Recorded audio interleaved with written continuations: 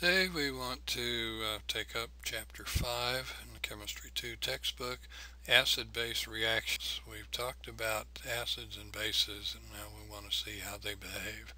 So we want to talk about the reaction. We want to talk about titrations. Very short and simple.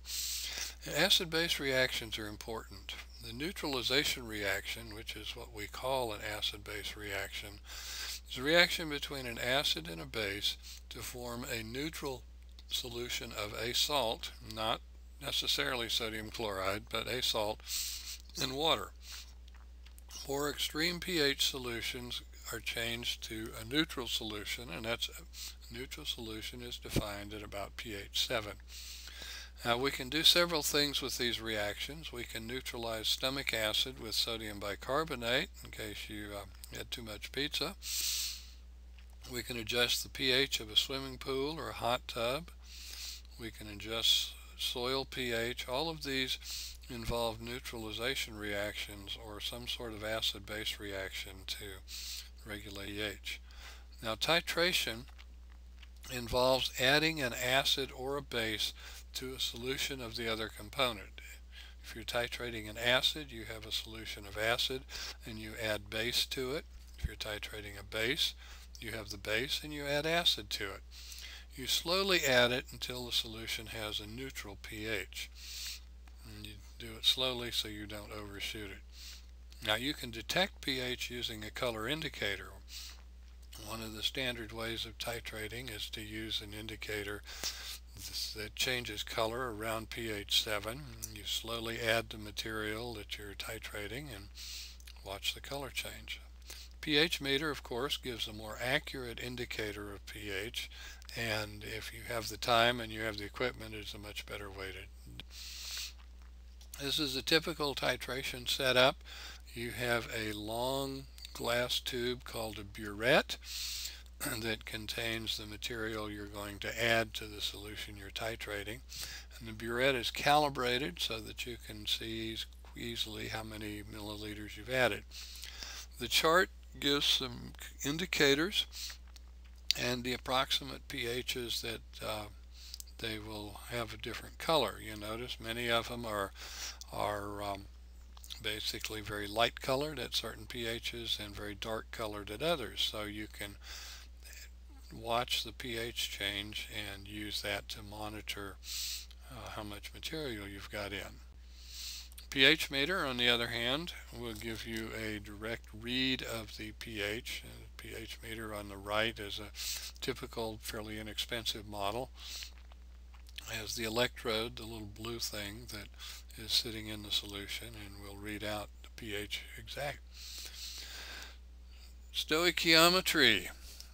Stoichiometry of the reaction, the example given, hydrogen chloride plus sodium hydroxide forms sodium chloride and water. So an acid plus a base forms a salt, water. Now, a neutral solution will be produced by an equal number of moles of acid and base. So if we have a solution, we have a 1 liter solution of 2 molar HCl, and we have a 1 liter solution of 2 molar sodium hydroxide, we have equivalent amounts of acid and base, and that will give us a 2 liter solution of salt water. Total number of moles are important. Well, the three solutions indicated here all have the same number of moles of material. 2 molar in a 1 liter solution, 1 molar in 2 liters, and 4 molar in a half a liter. All of these have the same number of moles of material, even though the concentrations are different and the volume different. So we take our unknown concentration of HCl in this case, and we slowly add sodium hydroxide to it. And we know the concentration of the sodium hydroxide. You have to know the concentration of one of the materials for this to work. And we add amounts of material, and we find that the indicator changes when we have added 500 milliliters of 2 molar sodium hydroxide. So we know the stoichiometry, the 1-to-1 molar ratio, HCl and sodium hydroxide. So we have added 1 mole of sodium hydroxide to neutralize the solution.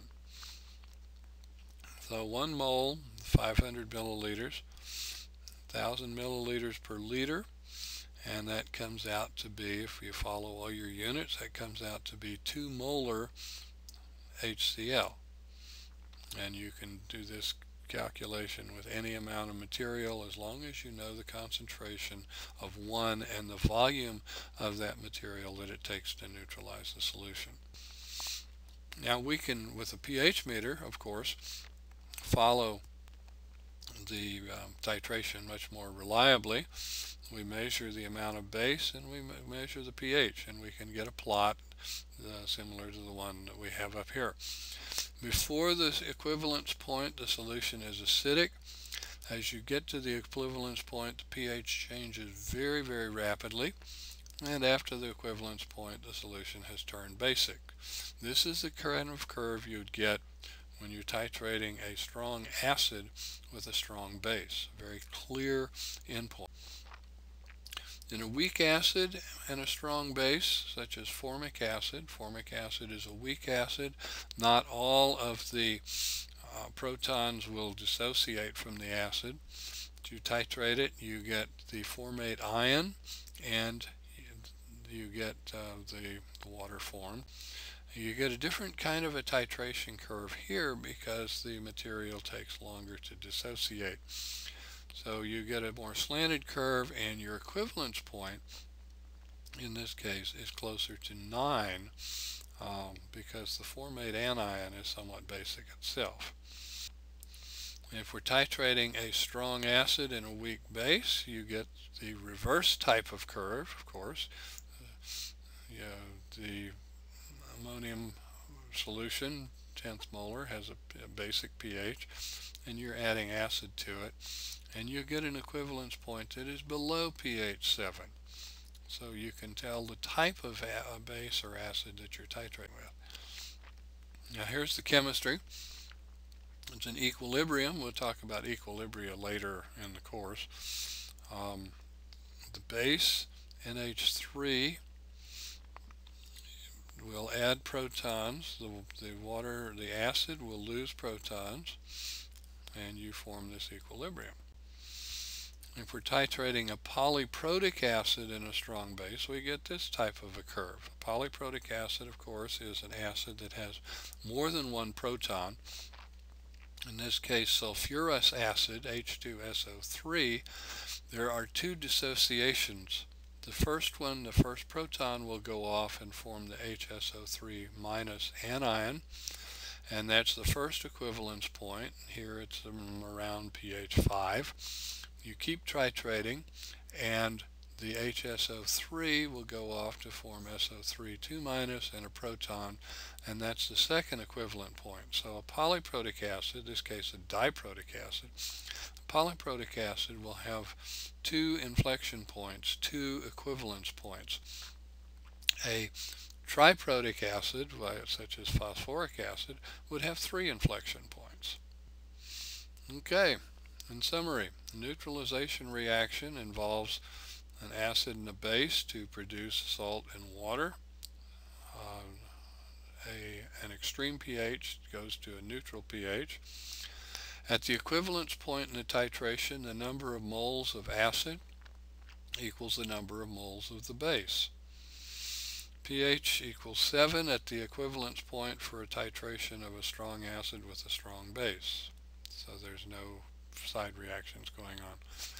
If you're titrating a weak acid and a strong base, the pH at equivalence is going to be greater than 7, and it will be less than 7 if you're titrating a strong acid and a weak base. So you can get more useful information about the type of materials that you're working with. Polyprotic acid has multiple bumps in the titration curve, and you can actually take an unknown acid, and if you titrate it carefully, you can tell whether it's diprotic, triprotic, how many protons it has in the molecule. All right, I love chemistry, and you should too, of course. So I'll see you later. Bye-bye.